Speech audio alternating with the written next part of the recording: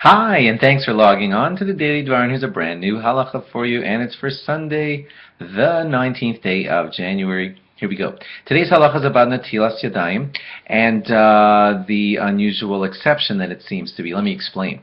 You know that the rule generally is, almost always, that we like to make our bracha before we do something. Like before we eat that fruit, we say Borei Pri Ha'etz, and then we eat the fruit. Before we do the mitzvah of putting on our tefillin, we make the bracha, and then we put on our tefillin. And there seems to be a strange exception when we get to Netilas Yadayim, because we wash our hands first, and then we do the bracha after.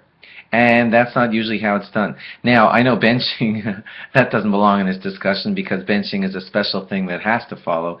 There, God wants us to eat, be satisfied, and then bless. So we get what we're doing there. But why at Netilas Yadayim do we seem to go off course and wash our hands first and then do the bracha? And okay, here's the answer.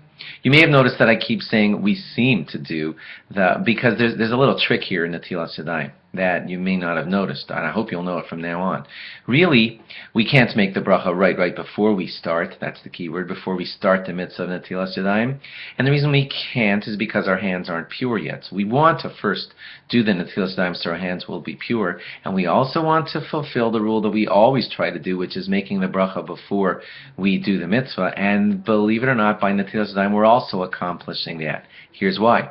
Because you see, the mitzvah is not completed yet right after you wash your hands. So that's why the order, and it's not an exception, it's actually very, very well planned that way if you do it right. You wash your hands first, and now your hands are pure and you're fully fit to make the bracha, and then you make the bracha. And here's the catch.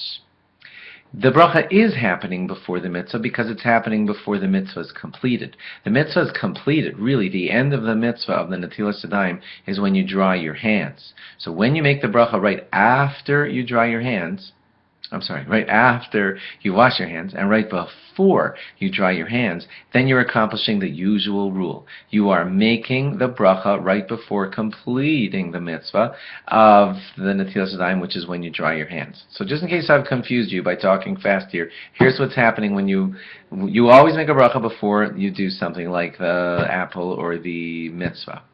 And the same thing is happening in Netilas Yadayim. We will first wash our hands so we'll be pure.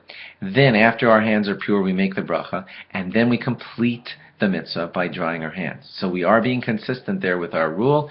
We just have to make a little adjustment because of Netilas Yadayim and purifying our hands before we start.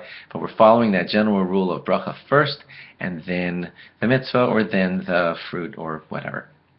Thanks for logging on, but please remember, by the way, to do it that way. Make sure to not dry your hands and make the bracha at the same time, as so many rushed people do, but wash, bracha, and then dry. Thanks for logging on. Log on again tomorrow for more. Bye-bye.